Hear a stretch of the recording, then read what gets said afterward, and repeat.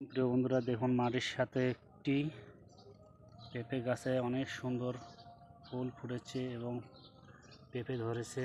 মাশাআল্লাহ, খুবই সুন্দর লাগছে। একবারে ছোট গাছ, মাটি থেকে 1 বিঘা উপরে অনেকগুলো পেঁপে ধরেছে এবং উপরে ফুল বের হয়েছে। খুবই সুন্দর গাছটি, আপনারা দেখতে পাচ্ছেন।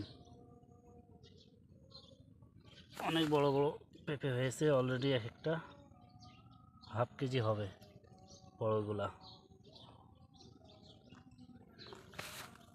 দূর থেকে দেখানোর চেষ্টা করতেছি গাছটি, দেখুন।